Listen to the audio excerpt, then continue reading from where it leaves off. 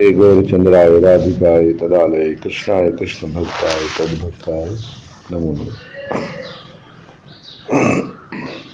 प्रिय भक्तजनों और माताओं, गोदरम कल्पतवी से हम कुछ शिक्षाओं को ग्रहण कर रहे हैं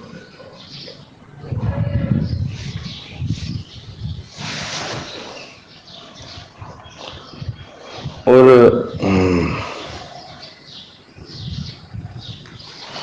हमारा अभी जो विषय चल रहा है वो विषय है अभ्यास और आचरण। ये विषय चल रहा है हमारा और उसके हमने छठे श्लोक पर चर्चा की। छठा श्लोक बहुत विस्तृत, उसमें बहुत सारी बातें बताई गई।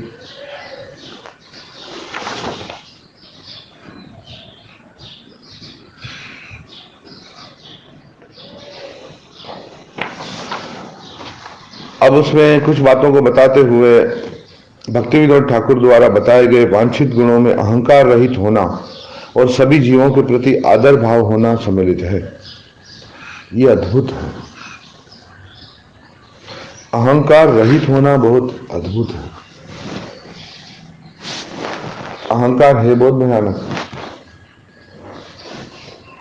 अहंकार जब बहुत प्रबल होता है ना,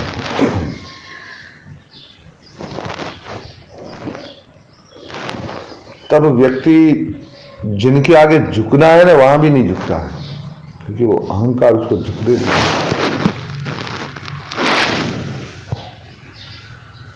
इतना कठोर व्यक्ति को कर देता है, उसका हृदय भी इतना कठोर कर देता है। और जब किसी बात का व्यक्ति को अहंकार हो ना, उस वक्त उसकी भलाई के लिए कोई उसका मार्गदर्शन भी करे, उसे समझाए भी ना, ये ध्यान में रखना, तो उस वक्त वो उसको कबूल ही नहीं कर पाता। कभी अपनी भूल को भी अहंकार कबूल नहीं करना छोड़ता। तब उसको लगता है कि ये मुझसे जलता है। तो कभी कभी उसको लगता है इन लोगों को तो खाली बस किसी में क्या पकड़नी है, गलतियां ही पकड़नी है, या उनको तो हमारे काम में कभी प्रसन्नता होगी नहीं, उसको हमारे काम में खोट ही लगेगा। ये भी एक सूक्ष्म अहंकार है, इस बात का अपने कार्य करता। पर जब कृष्ण भावनामृत में भक्त निरहंकार होता है ना, उसका सतत सुधार होता जाता है। वो अपने तरफ देखता है, अपने अवगुणों की तरफ देखता है, अपने विचारों की तरफ,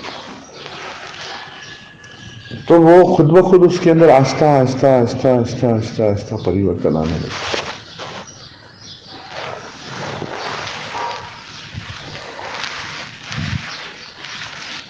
है। और जीवों के प्रति आदर, सभी जीवों के प्रति आदर होना जरूरी है।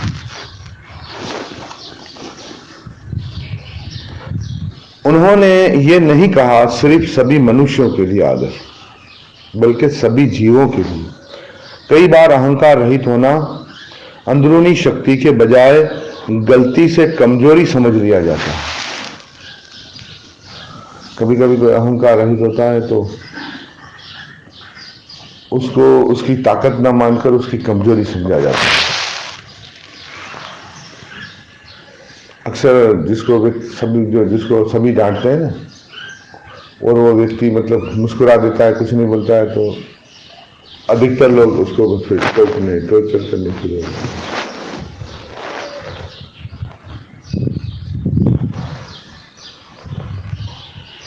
उसने बहुत अच्छा लिखा था कि आप कभी किसी को धोखा देते हैं ना, कोई आपके धोखे में आ जाए तो ये मत समझना कि वो बेवकूफ है। तब ये इस बात का जरूर याद रखना कि उसने आप पर विश्वास किया होगा। लोग विश्वास को भी किसी की कमजोरी समझते हैं। कोई किसी पे भरोसा कर ले तो उसको धोखा दे देगा, ये बेवकूफ का, ऐसा बेवकूफ मैंने उसको बनाया। तो प्रिय भक्तों, माताओं, सभी जीवों का आदर बताया। अहंकार रहित होने के लिए किसी को सारा श्रेय गुरु और कृष्ण को देना चाहिए। अहंकार रहित होने के लिए सारा श्रेय किसको देना है? गुरु और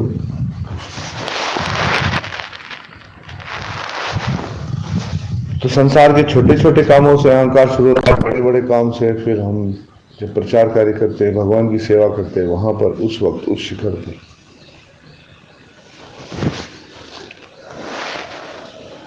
कभी किसी व्यक्ति को बहुत अच्छा आता हो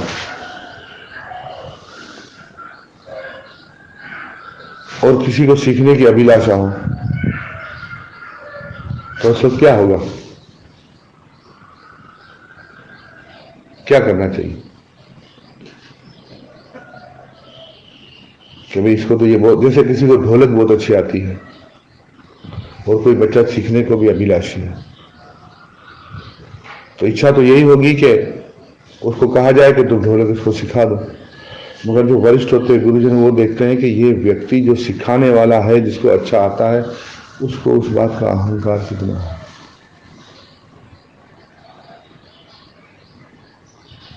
वो उस बात के, उसके अंदर वो दूसरी जो चीजें हैं, वो दूसरों के प्रति आदर भाव कितना रखता है या नहीं रखता है। जब ये दो बातें उसमें नहीं होगी ना, अगर वो अहंकारी होगा और दूसरों का आदर नहीं करता होगा, तो उससे जो भी सीखेगा ना, साथ में ये बात भी सीख लेगा, इसलिए उसको नहीं दिया जा सकता। फिर वो चाहे पूजा का कार्य हो, चाहे वो श्रृंगार का कार्य हो, चाहे प्रसाद बनाने का कार्य हो, चाहे वो प्रचार का कार्य हो, इसमें स्वयं में अहंकार। जैसे एक जो गुरु के माध्यम से हम प्रचार करते हैं, तो तब व्यक्ति गुरु के मौजूदगी में भी, आप लोग भी भविष्य में भी आगे निकलेंगे, आज से आपकी भी शुरुआत है, अपने वरिष्ठों की मौजूदगी में भी उसको अगर ऐसा भाव अंदर भी है कि इन सबको मैंने प्रचार किया है, तो वो उसको समझो इस बात का भरोसा नहीं कि ये गुरु की शक्ति से हुआ, कृष्ण की कृपा से हुआ। तब वो अगर कोई भक्त किसी का, दूसरे का आदर कर रहा है या कोई ऐसा काम उससे करने वक्त, तो वो उसको जब ऐसे से बोलता है कि भाई मैं आपका गुरु बैठा हुआ हूं और आपने ऐसा क्यों किया, ये उसका अहंकार, उसको लेकर डूब जाएगा। उसको लेकर क्या करेंगे, उसको डूबेगी। जब कोई करेगा तभी तो पता चलेगा, कोई कर गुजरेगा तभी उसके अंदर ये परिवर्तन लाया जा सकता है। बिल्कुल, जो अच्छा ढोलक जब कोई सीख जाएगा तभी उसमें जांचा जा सकता है, अच्छी सेवा सीख जाएगा तभी जांचा जा सकता है, कोई अच्छा प्रचार करेगा तभी जांचा जा सकता है, उसके पहले कैसे जांचेगी। और वो समझाने पर अगर सरलता से उसने अपनी भूल को स्वीकार करके वो निरहंकार हो गया, पूरा जगत आप जो 6 दुर्गुणों को अपने वश में कर लेगा, जिसने वाणी को, अब देखो कितना प्रयास कर रहे हैं कि वाणी को कंट्रोल करके, भाई पूरा सतर्क हुए ना, थोड़ा सब देख रहे हैं,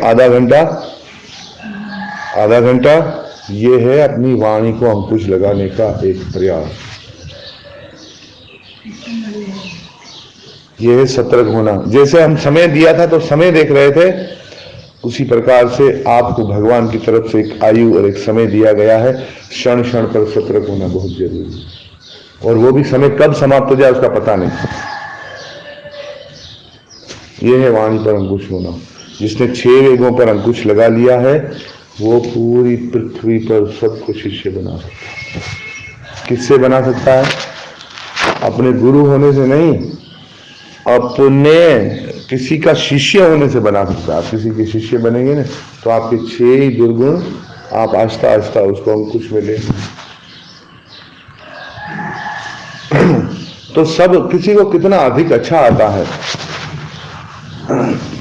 मगर अच्छा आना चाहिए, ये नहीं बोल रहा हूं कि अच्छा ना आए, पर उस साथ उसको निरहंकारी और आदर वाला होना जरूरी है, तभी उसके सवाले किसी को किया जा सकता है। नहीं तो वो सामने वाला दुर्गुण पहले उठाता है, गुण बाद में उठाता है। मैं इतने दिनों से कुछ चीजों पर बातें कर रहा हूं, तो मैं ऐसे ही नहीं कर रहा हूं। मेरी व्यक्तिगत कोई ऐसा समझेगा भी नहीं, मुझे पूरा विश्वास है कि मेरी व्यक्तिगत किसी से कोई ईर्ष्या नहीं है, या किसी के बड़े होने पर, किसी के गुरु होने पर मुझे एक रत्ती मात्र भी फर्क नहीं है। परंतु आने वाले भविष्य में जो ईर्ष्या खड़ी होगी, आने वाले भविष्य के लिए बता रहा हूं कि आज कुछ नए नए भक्त जुड़ने के बाद तो वो तो किसी को भी गुरु मान लेते हैं, पर जब वो थोड़े थोड़े शिक्षित होने लगते हैं, और उसके बाद उनको शास्त्रों में कुछ और लिखा है और जिसको उन्होंने गुरु बनाया है उसके आचरण में कुछ और होता है, या ऊपर वाले गुरु महाराज कुछ और बताते हैं और आचरण करने वाले कुछ और आचरण कर रहे हैं, तब फिर दुविधाएं खड़ी होती है, ईर्ष्या खड़ी होती है, नफरत खड़ी होती है। फिर उसका सामना करना बहुत मुश्किल है। और खासकर व्यक्ति दुखी तब होता है, कुछ कर तभी नहीं पाता है, जब उसको थोड़ा सा ये अहंकार होता है ना कि भाई ये मेरे थे, ये मेरे शिष्य थे, इनको मैंने समझाया था, इनको मैंने सिखाया था, इन्होंने आज मेरे साथ बहुत बुरा किया, अच्छा व्यवहार नहीं किया। क्योंकि हमें अपने प्रेम को ठाकुर जी के प्रति, हमें पद के प्रति नहीं जाना है, हमें प्रेम के पद पर जाना है। लोग पद के पद पर जाने के लिए लालायित हैं। अधिकतर लोग पद के चक्रों में शरणागति नहीं होती है, अब व्यक्ति बहुत गंभीर हो जाता है। तो ये खाली जो प्रचार कर रहे हैं उनके लिए नहीं है, अब नए प्रचारक खड़े रहे उनके लिए भी है, कभी वो भी देखिए। और सब भक्त लोग अवारनवार मुझसे बात करते ही हैं, पहले नहीं करते थे, इतना कम था, अभी बात करते हैं, बैठते हैं, उनके साथ जब बात विचार विमर्श होता है तो बहुत सारी बातें अभी आस्ते आस्ते सामने आ रही है। कुछ भक्तों को अगर बिठा के मैं आप लोगों के सामने बात करूंगा तो हो सकता है आप लोग अभी न समझने की वजह से लड़ पड़े, ऐसा भी हो जाता है। यही गुरु महाराज श्री भक्तिपाद जी के समय पर हुआ कि जिन भक्तों ने इस कार्यभार संभाला उन्होंने कुछ ऐसे स्टेप लिए कि जिनकी वजह से गुरु भाइयों में बहुत खलबली होती, उन्होंने बहुत जल्दी में स्टेप लिए। उन्होंने ये इंतजार नहीं किया गुरु महाराज का कि गुरु महाराज भविष्य का क्या दिशा निर्देश करते, करने ही नहीं छोड़ा। बहुत सारे लोग इस विषय पर कुछ नहीं करने छोड़ा, और गुरु महाराज ने जो अहकामात दिए थे उसको किसी ने कान भरा भी नहीं, इसलिए थोड़ी दिशा बिगड़ गई। पूरे भक्त समाज की दिशा क्या हुई, एक खाका ही बिगड़ गया, और सब देखते हैं सामने, आप लोगों की नजरों के सामने। अब हर कोई अपनी मदद आप लड़ रहा है, गुरु भाइयों से भी, समाज से भी और वातावरण से भी। पर अभी भी जो मेरे गुरु भाई हैं जिन्होंने बहुत सारे शिष्य एकत्रित किए, उनका और मेरा कर्तव्य बनता है कि मैं आने वाले भक्तों की दिशा निर्देश अच्छे से करूं। बहुत सारी चीजों में हम मेरा अहंकार होने के बाद भी बहुत सारी चीजों में सुधार लाने की भी बहुत जरूरत है। मेरे संसार से जाते ही मेरे कनिष्ठ, वरिष्ठ, मध्यम कोटि के जितने भक्त हैं अधिकतर सभी गुरु पद पर हो जाएंगे, सब अपने आप में गुरु बन जाएंगे। परंतु अगर शिक्षाओं पर ध्यान देंगे न तो योग्यता होते हुए भी ये बनने का प्रयास नहीं करेंगे, समय खुद ही उनका चुनाव कर लेगा, आवश्यकता खुद ही उनका चुनाव कर लेगी। कैसे चुनाव होता है, यही बात मैं पिछले कई सालों से हिलादी दीदी को समझाते आया।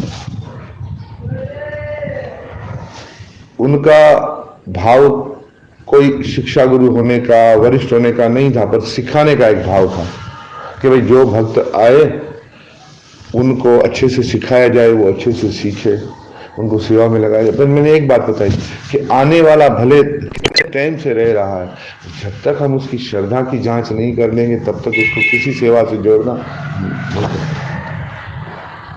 उसकी श्रद्धा की तो जांच करे।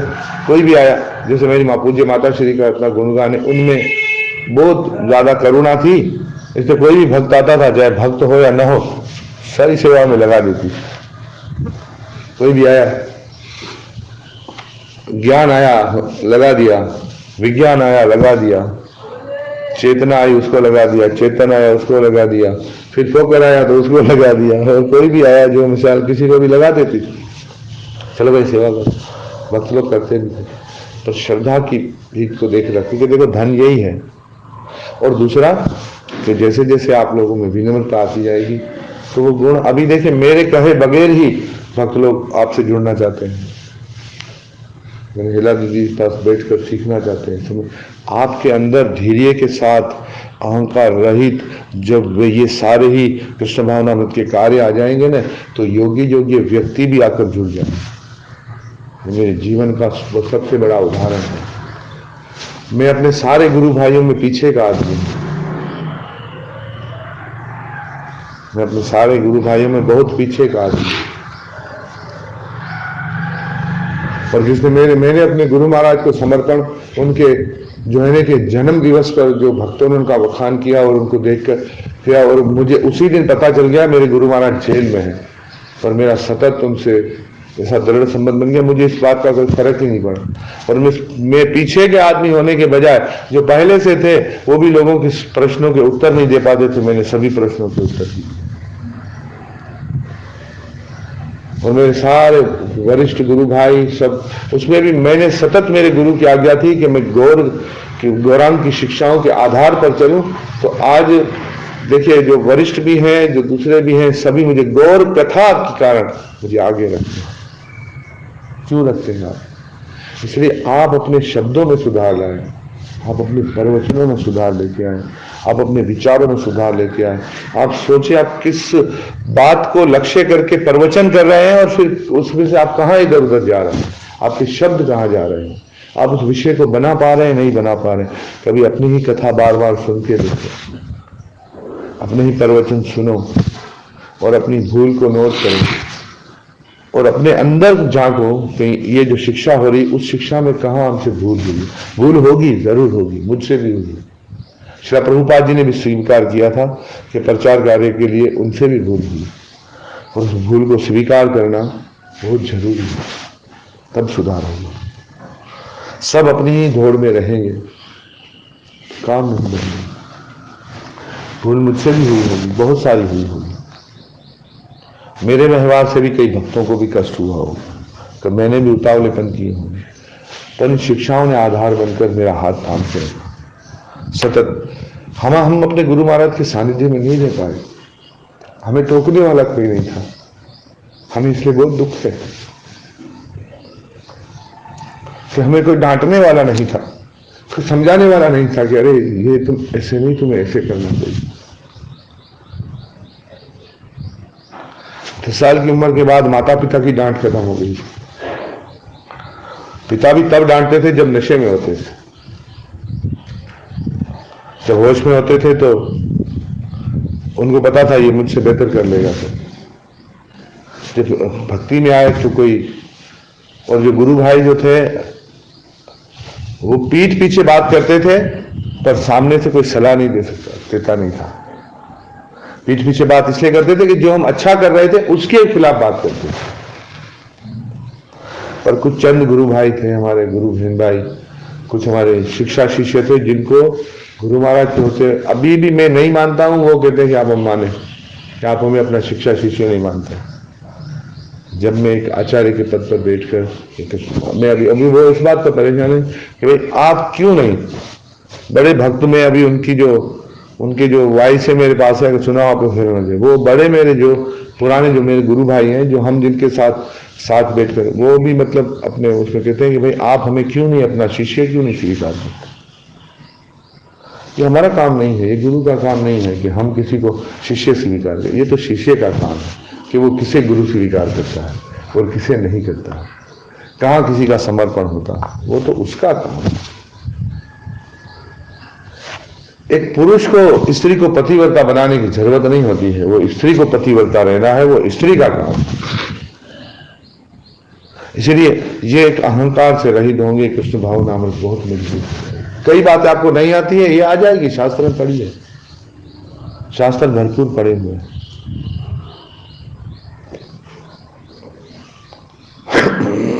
अब आगे कह रहे हैं कि अहंकार रहित होने के लिए किसी को भी सारा श्रेय अपने गुरु महाराज को देना चाहिए, और समूह के बाकी सदस्यों को जो भी उनकी योग्यता हो और अपने लिए किसी श्रेय की इच्छा नहीं करनी चाहिए। अपने लिए किसी श्रेय की इच्छा नहीं करनी चाहिए, उनको श्रेय लेने दो। कई लोग श्रील प्रभुपाद से पूछते थे, आपकी सफलता का रहस्य क्या है, आपने कैसे ये सब किया? और वे हमेशा उत्तर देते थे, मैं सिर्फ अपने आध्यात्मिक गुरु के आदेश का पालन कर रहा हूं, खुद ब खुद हो रहा है। मैं तो क्या कर रहा हूं, अपने रूहानी गुरु की आज्ञा का पालन कर रहा हूं। बस एक भाव आ जाए ना कि मुझे मेरी गुरु की आज्ञा है और मुझे करना है, वो काम बहुत आसानी से, सरलता से, बहुत अच्छे से हो जाए। एक बात मैंने आप लोगों को बताई थी कथा कि भाई, एक बात मैं अक्सर आश्रम में जिक्र करता हूं कि आश्रम में जो 24 घंटे रहते हैं, हो सकता है वो आश्रम से बाहर होते हो। 24 घंटे आश्रम में जो बैठे हैं ना, उनका चित्त बाहर का चिंतन कर रहा होगा, पर जो आश्रम में नहीं रहते हैं, जो नहीं पहुंच पाते हैं ना, वो अपनी गिलानी के कारण सतत आश्रम के अंदर ठाकुर जी के चिंतन में जुड़ रहेंगे। इस बात की पूरी निशानी चंद्रमुखी दीदी थी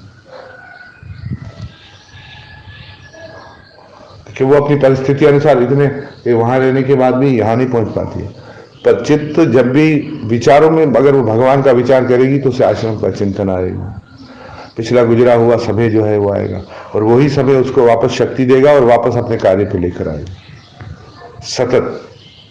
क्योंकि व्यक्ति जुड़ता है अपनी मानसिकता से, कहीं भी किसी कहाँ जुड़ता है, तभी उसको वो भाव, वो चीजें उसको प्राप्त होती है। साधन का बल नहीं है, हकीकत बात में कल पद्मावती दीदी जो विषय को समय कम होने की वजह से बहुत अच्छे से बता नहीं पाई, तो उसमें बताया कि भाई साधन का बल नहीं, कृपा का बल है भक्त को, किसका? और कृपा, आपको विनम्र आप हैं तो कृपा मिलेगी, आप निरहंकारी है तो कृपा मिलेगी, इसके बगैर कृपा नहीं मिल सकती, इसके बगैर कृपा नहीं मिल सकती। ये दो बातें होना बहुत जरूरी है।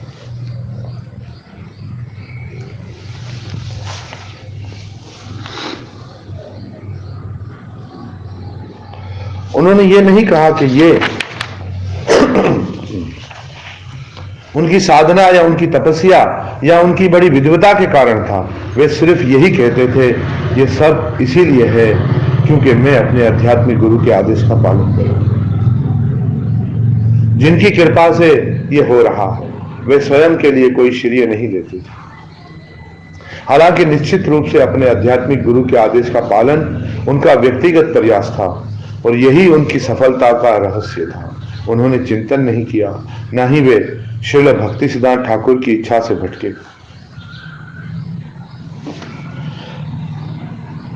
पशेमा श्रील प्रभुपाद की बहन भी एक दीन भक्त थी, पिशीमा। श्रील प्रभुपाद जी की बहन का नाम क्या है? पिशीमा। वो बहुत दीन भक्त थी। श्रील भक्तिसिद्धांत सरस्वती ठाकुर के शिष्य रूप में उनका दीक्षित नाम भवतारिणी था और श्रील प्रभुपाद की बहन ने वे अपना प्रभाव डाल सकती थी, लेकिन वे एक दीन व्यक्तित्व थी, उन्हें सेवा करना अच्छा लगता था। उन्होंने कभी इस बात का कोई प्रभाव नहीं डाला कि मैं प्रभुपाद की बहन हूं, भाई मेरी भी कुछ चलनी चाहिए, है? उन्होंने कभी ऐसा नहीं विचारा। उन्हें खास तौर पर श्रील प्रभुपाद के लिए पकाना अच्छा लगता था। वे उन चीजों को पकाती थी जिन्हें पकाने की अनुमति हमें नहीं थी। वे सरसों के तेल से अच्छे व्यंजन बनाती थी।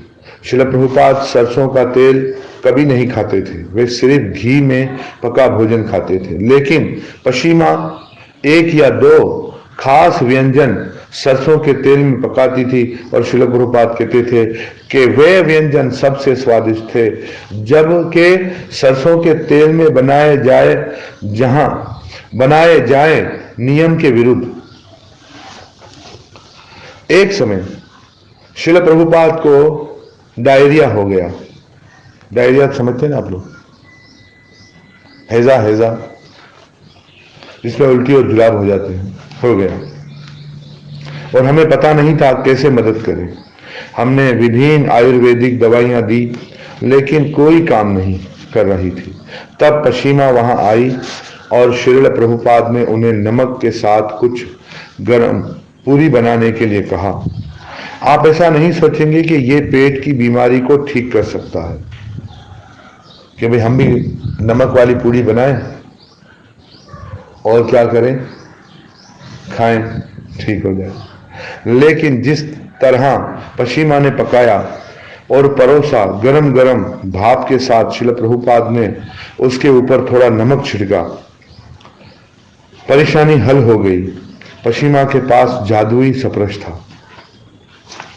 हालांकि आपको उल्टी जुलाब हो, उसमें आपको नमक वाला ज्यादा नमक डाल के खाएं तो गड़बड़ नहीं है।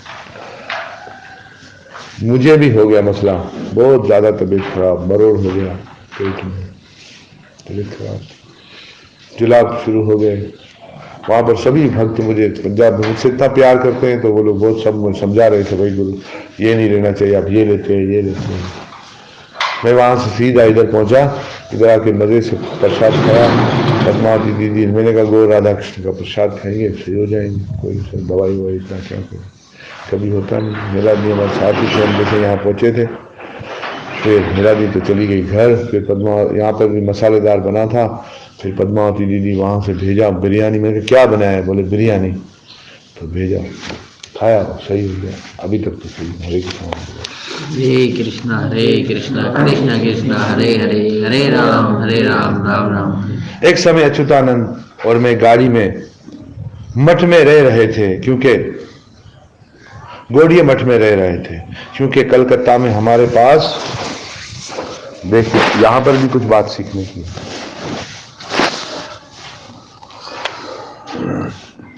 कलकत्ता में हमारे पास अपना मंदिर नहीं था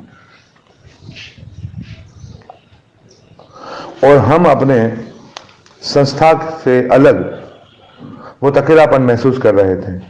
हम वहां शरणार्थी की तरह थे। सप्ताह में 1 या 2 बार पशीमा हमें प्रसाद आमंत्रण हेतु अपने पुत्र को भेजती थी। उनके पास एक सुंदर अल्टर था जिसमें राधा कृष्ण के छोटे विग्रह थे, जिन विग्रहों की पूजा श्रील प्रभुपाद ने की थी जब वे बच्चे थे।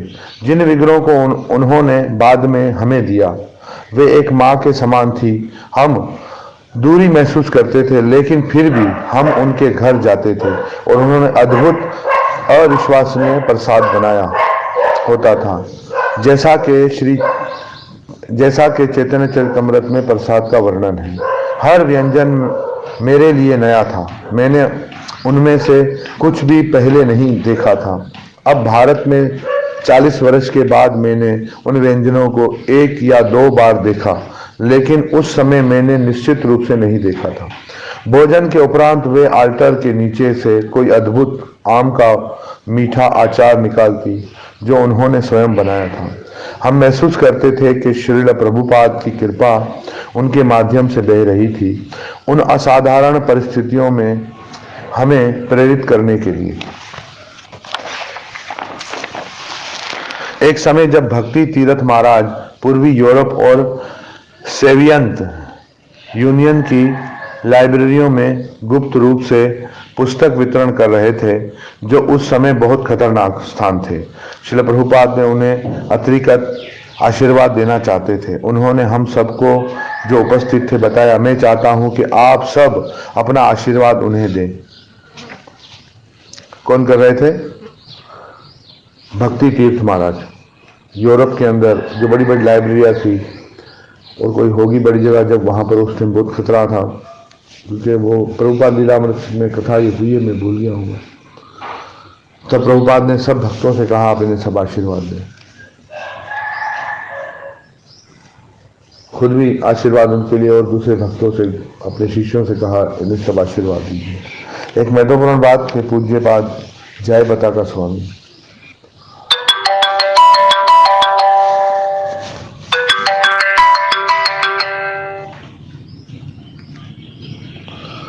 जय बताका स्वामी जी जो हैं, वो बता रहे हैं कि पहले कहाँ रह रहे थे वो? गौड़िया मठ के मंदिर में, पर उन्हें सतत अपने संघ के सभी साथियों की याद आती थी। कभी कभी भवतारिणी माता जो प्रभुपाद जी की बहन थी उन्हें घर बुलाती थी, उन्हें प्रसाद खिलाती थी।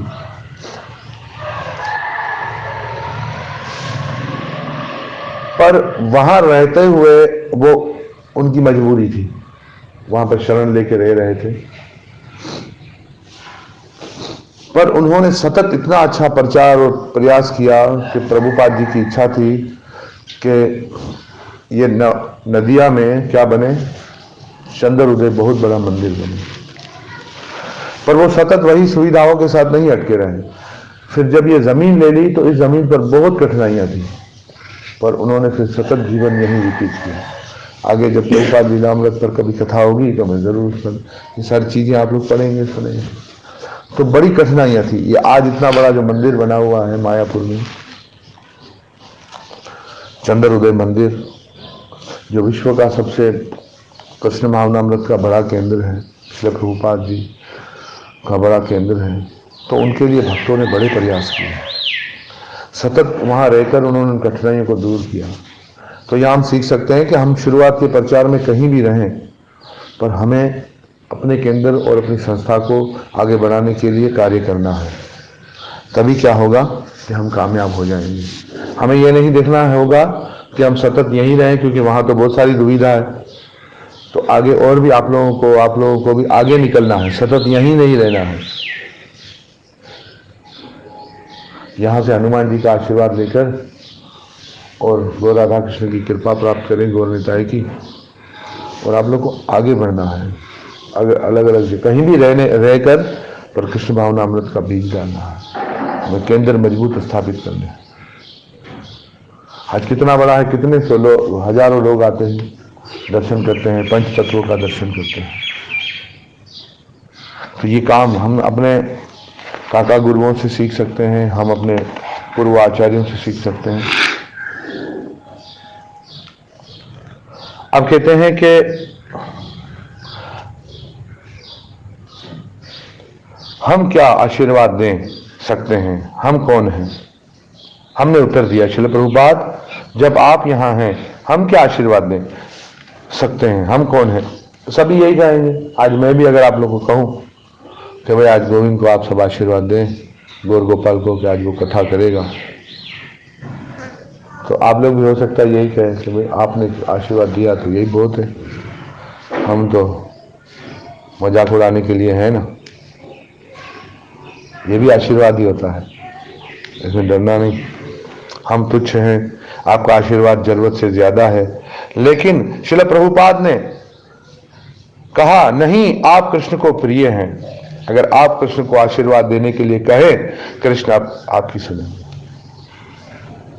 आशीर्वाद देने की बजाय क्या करें, आप प्रार्थना करें कि हाँ, मुझे जब भी कोई मेरे गुरु भाई या कुछ भक्त लोग कहते हैं, कभी कोई ऐसा व्यक्ति भी जो सतत हमारे कार्यों के खिलाफ भी रहा हो और वो मुझे कहता है कभी, तो मेरे मुख से एक ही शब्द निकलते शुरू से लेकर अभी, जो अगर कृष्ण कभी किसी बात से प्रसन्न हो और जो भी मेरे गुरु महाराज के आशीर्वाद मुझे प्राप्त है वो सभी आपको प्राप्त हो। मैं सबको सतत कहता हूं, क्योंकि मुझे में तो आशीर्वाद देने की योग्यता नहीं है, पर उनमें तो कृपा करने का गुण है, वो तो कृपा करेंगे। इसलिए हमें श्रील प्रभुपाद ये समझाते हैं कि हम किसी को आशीर्वाद नहीं देने के योग्य नहीं है, ऐसा नहीं समझना चाहिए, पर हमें कृष्ण से प्रार्थना करनी चाहिए। और सभी को ये सोचना चाहिए कि सभी भक्त कृष्ण को प्रिय है किसी ना किसी का, तो वो कृष्ण से प्रार्थना करेंगे तो काम हो जाए। ये कई अवसरों में से एक है जब श्रील प्रभुपाद ने अपनी दीनता, अपनी विनम्रता दिखाई। श्रील प्रभुपाद जी ने इतना अहंकार भी नहीं रखा अपने अंदर कि भाई मेरे होते हुए कोई मेरा शिष्य किसी को आशीर्वाद कैसे दे सकता है। दीनता की बहुत बड़ी पराकाष्ठा है। और प्रभुपाद जी ने तो यहाँ पर अपने वचनों में इतना बहुत कुछ बताया था। वे बताते थे, एक बार उन्होंने अपने शिष्यों को खत लिखा और उन्होंने कहा कि मेरे गुरु महाराज बड़े दयावान हैं, आप लोगों को उन्होंने जो है ना नवदीप से, गौलोक से मेरे साथ मेरे बंधु बना के, मेरे भाई बनाकर भेजा है। आप सब मेरे शिष्य नहीं हैं, मेरे बंधु हैं, मेरे भाई, मेरे मददगार हैं, और आप मेरे गुरु के द्वारा भेजे गए पार्षद हैं जो सतत मेरे इस गुरु के आदेश के पालन करने में मेरी मदद कर रहे हैं। इसलिए मैं आप लोग सबका बहुत धन्यवाद करता हूँ।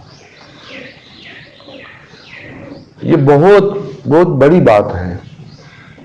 कभी कभी उन्होंने कहा कि नहीं मेरे गुरु महाराज जी आप सबके स्वरूप में जो है ना मेरी मदद करके इस कृष्ण भावनामृत के कार्य को सफल कर रहे हैं। कि विनम्रता की बहुत बड़ी सीढ़ी है। अपने शिष्यों में भी अपने गुरु को अनुभव करना ये बहुत बड़ी ऊंच पराकाष्ठा है। हमें तो अपने से वरिष्ठों में भी अपने गुरु महाराज नजर नहीं आते, लेकिन ये बहुत गुरु प्रभुपाद हृदय से बहुत ही विनम्र थे। कार्यों में जब बहुत सारे भक्त होते हैं, जब हजारों भक्त जुड़ जाते हैं, हजारों केंद्र होते हैं, सैकड़ों केंद्रों के अंदर काम करना होता है, तो बहुत सारी कठिनाइयां भी आती हैं, बहुत सारा कठोरपन भी आता है, पर व्यक्तिगत रूप से वो बहुत ही विनम्र थे। और शिला भक्तिपाद जी तो विनम्रता की मतलब मूर्ति है। प्रभुपाद जी के समस्त शिष्यों में जो जिसको झुकना कहते हैं और जो विनम्रता जो होती है और जो शरणागति जो होती है, उसमें गुरु महाराज शिला भक्तिपाद जी के आचरण से बढ़कर किसी की मिसाल नहीं दी जा सकती, किसी की भी नहीं। अनुकूल चर्चा और सार्वजनिक प्रवचनों के विषय में हम अपनी भक्ति वृक्ष सभाओं में अनुकूल चर्चा की कोशिश कर रहे हैं। छोटे समूह में चर्चा आसान होती है क्योंकि लोग मेल मेज मुद्रा में ज्यादा खुलने को तैयार होते हैं। बड़े समूहों के साथ हमारे संभाषण होते हैं। दोनों तरीकों को यहाँ प्रमाणित किया है। कई बार भगवान नित्यानंद अपने पार्षदों के साथ बैठते थे और आध्यात्मिक चर्चा करते थे। भक्त एकत्रित होकर चर्चा कर सकते हैं और कई अच्छे अनुभव प्राप्त कर सकते हैं। कई बार श्रील प्रभुपाद अपने शिष्यों के साथ चर्चा करते थे। वे पूछते थे, इसके बारे में आप क्या सोचते हैं? खास तौर पर मायापुर में वह अपने कार्यकर्ताओं और सन्यासियों के साथ विभिन्न विषयों पर चर्चा करते थे। कई बार जो है संस्था के अंदर हो रही बातों पर चर्चा करते थे। वे हमारी राय पूछते थे और फिर विषय के बारे में हमें प्रचार करते थे और अंतिम निर्णय देते थे। कई बार वह कई लोगों के द्वारा की गई बातों से सहमत होते थे। हाँ, ये एक अच्छा विचार है, हमें ऐसे करेंगे।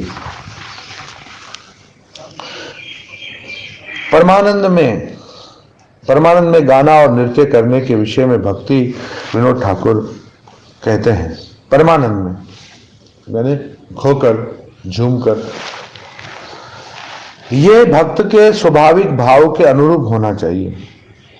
हमने न्यू ऑरलियंस के फ्रेंच क्वार्टर में हरिनाम के दौरान देखा या कहीं भी कोई नशा करने वाला पहुंचता है और भक्तों के भावों की नकल की कोशिश करता है, लेकिन ठीक से सफल नहीं होता। हर एक देख सकता है कि उसके प्रयास अप्राकृतिक हैं। मुझे स्मरण है 70 के शुरू में जब हम यानी 1970 के शुरू में जब हम एक समर्थनकर्ता के घर पर आमंत्रित किए गए। अचानक कार्यक्रम के बीच में मेजबान कमरे में आया और स्वागत भाषण शुरू कर दिया। एक व्यक्ति का नाटक, कृष्ण, ओ कृष्ण तुम मेरे घर आओ, ओ कृष्ण। वे प्रणाम करने लगा, वे रोने लगा। उसने कृष्ण के चरण स्पर्श किए और कहा, वे सब कार्य किए जैसे वे कृष्ण को ठीक वहां देख रहा था। सभी भक्त देख रहे थे, ये क्या हो रहा है। वो ऐसे करने लगा जैसे सामने उसके कृष्ण खड़े हैं और वे उनसे बातें कर रहा है, और ऐसे वो करने लगा।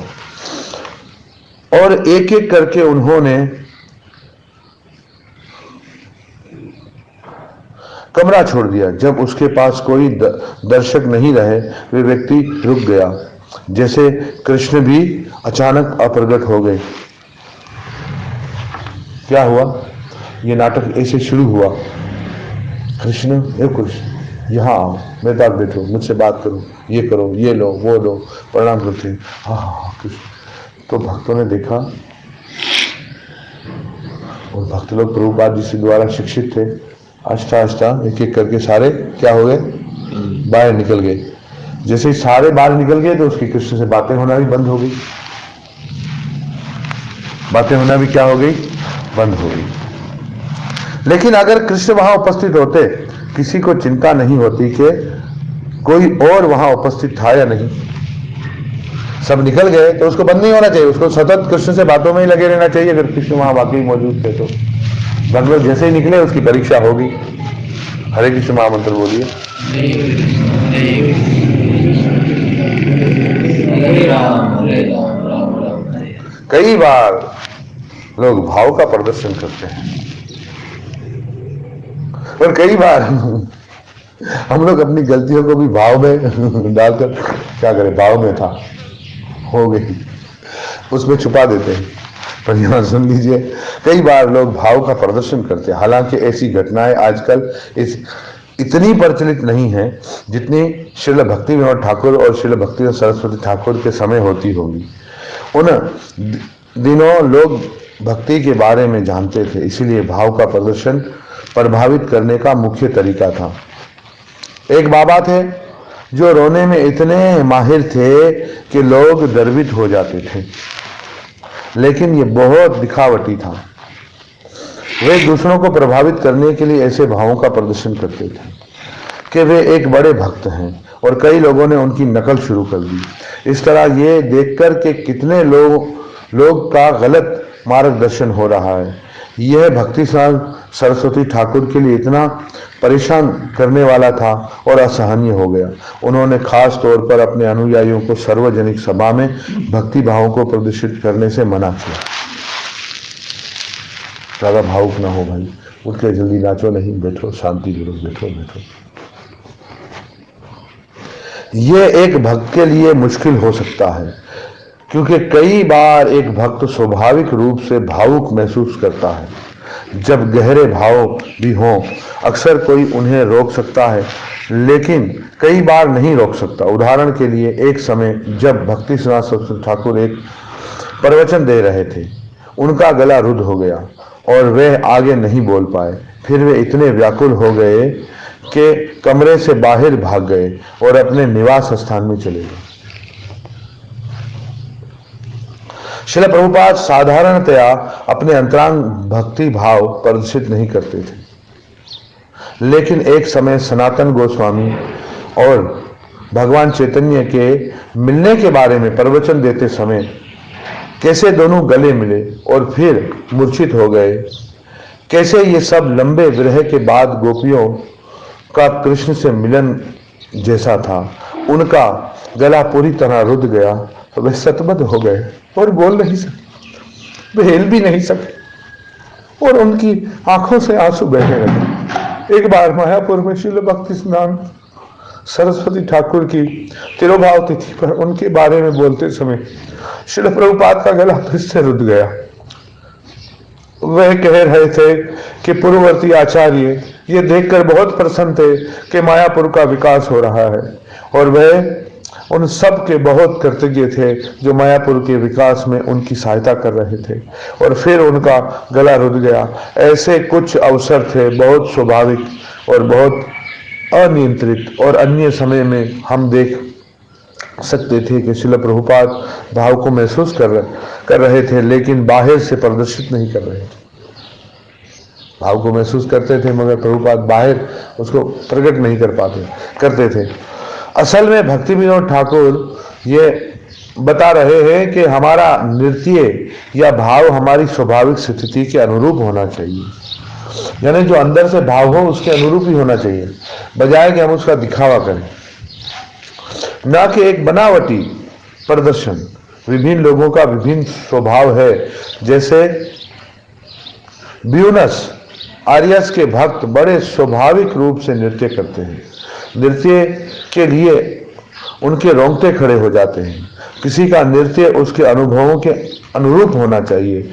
कोई स्वामी स्टेप कर सकता है, या अगर कोई ज्यादा आनंदित महसूस करता है वे ज्यादा गति से नृत्य कर सकता है।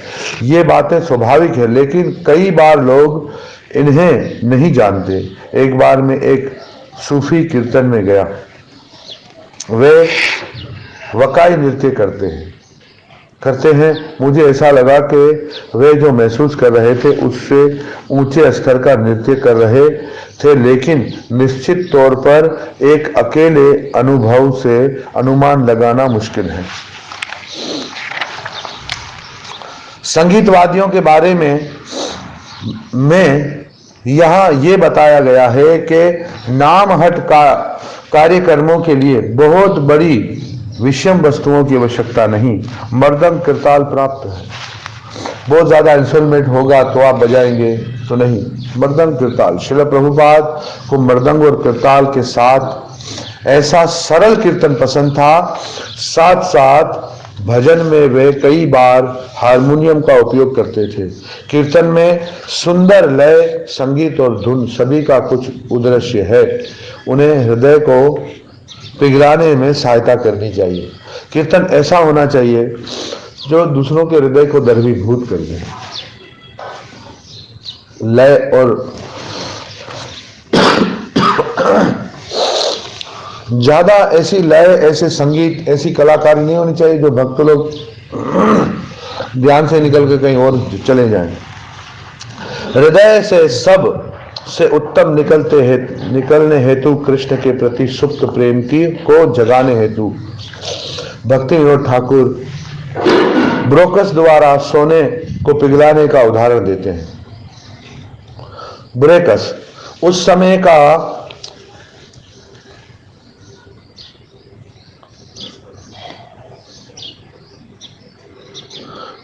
का जागने हेतु भक्ति विनोद ठाकुर ब्रोकस द्वारा सोने के पिघलने का उदाहरण देते हैं। उस समय का आम उदाहरण था, वे उसका उपयोग करते हैं, जो इंगित करता है कि तब समाज कितना धनवान था। आजकल हर वस्तु प्लास्टिक या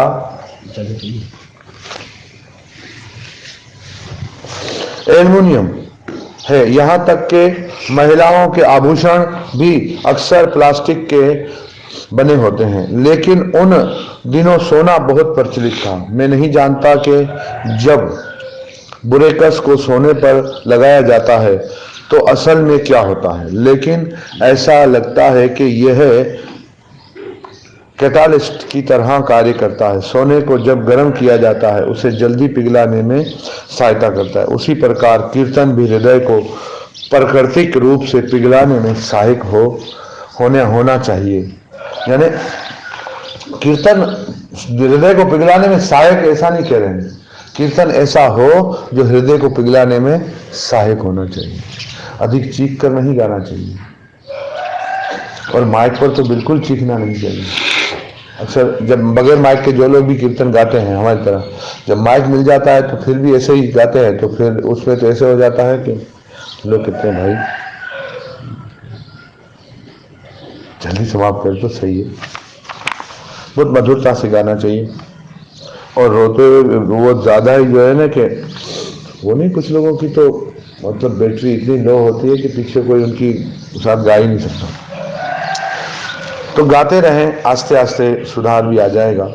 यह भक्ति विनोद ठाकुर ने लिखा है, किसी को अपने स्वाभाविक दिव्य भावों में वृद्धि के अनुसार गायन और नृत्य के द्वारा भगवान के प्रति अपने भाव को प्रदर्शित करना अच्छा है। एक समस्या है कि कई बार लोग बहुत भावुक होकर गाते हैं, जैसे कि एक नाटक में, लेकिन हम ये भी देखते हैं कि श्रील प्रभुपाद की कृपा से भक्त जप के समय साधारणतया काफी स्वाभाविक खुशी महसूस करते हैं, और उसके पश्चात नृत्य स्वाभाविक रूप से होता है। फिर भी सार्वजनिक सभा में हमें नियंत्रित करने का प्रयास करते हैं, ये व्यवहारिक निर्देश है। सार्वजनिक सभा हो, सब आम लोग हो, उसमें बहुत सावधान रहना चाहिए कि इस वक्त क्या करना है क्या नहीं करना है। हर जगह पे एक ही दौड़ नहीं चलती, एक ही दौड़ नहीं चलती। जैसे कोई आपको 5 मिनट दे, आधा घंटा बोलने के लिए दे, फिर किसी और को कीर्तन करने का दे, तो उस वक्त हमें इस बात को समझ लेना चाहिए कि भाई मुझे कीर्तन नहीं करना है, मुझे इस आधे घंटे में बोलना है। अभी आपने आधे घंटे दिया हो, उसमें 15 मिनट से 10 मिनट कीर्तन कर ले, तो बीच में बोलने के लिए कितना मिनट बचेगा? जो आपने कीर्तन कर लिया उससे बचकर जो भी होगा वो बचेगा। और कई लोगों को आप आधे घंटा बोलने के लिए दो, उसमें तो 3 भजन गा लेते तो आधा घंटा उसमें पूरा हो जाता है, फिर पीछे 1 घंटे का प्रवचन भी कर लेते हैं।